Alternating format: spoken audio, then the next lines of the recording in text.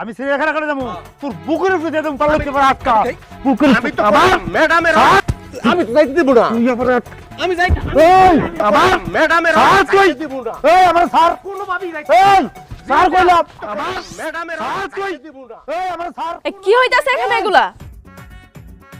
এই মারামারি করতেছো কেন তোমরা? বউ ও কি করছে জানো ও যা করছে তার হালকা ট্রিটমেন্ট দিছি খালি ওরে সকালে নাস্তা দিছি এখন সবজি দিছি তুমি কইলে একটা ডিমও দিয়া দিব কি কও শাট আপ। কিসের বউ? এটা না আপনার ঘর না, এটা ইউনিয়ন অফিস। আপনি আমার এখানে ম্যাডাম বলে ডাকবেন। আরে কি কথা কইতেছো না কইতেছো তুমি আমার বউ আমরা একলগে ঘুমাই তুমি আমার রান্না করে খাওয়াও আমার কাপড় চোপড় পরিষ্কার করো জুতা পরিষ্কার করো তোমার এখন আমার ম্যাডাম করা লাগবে নাকি অবশ্যই আপনি আমার ম্যাডাম বলে ডাকবেন, এটাই কিন্তু নিয়ম। সোহাগ, মেম্বার সাহেব তোমার গায়ে হাত তুললো কেন?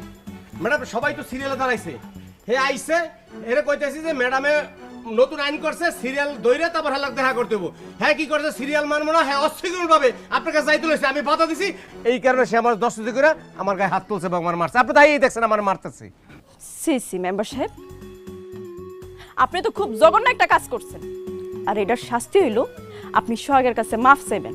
কি আমি মেম্বার হিরোনের কাছে মাপ চামু এটা কোনোদিন না আপনি অন্যায় করছেন, আপনি মাফ চাইবেন না? আমি একজন মেম্বার হয়ে পিয়নের কাছে মাপ চামু না ঠিক আছে, আপনি যদি নিজের ভুল স্বীকার কইরা সোহাগের কাছে মাফ না চান তাহলে আগামী 15 দিনের লাগিয়া আপনার সকল কার্যক্রম বন্ধ।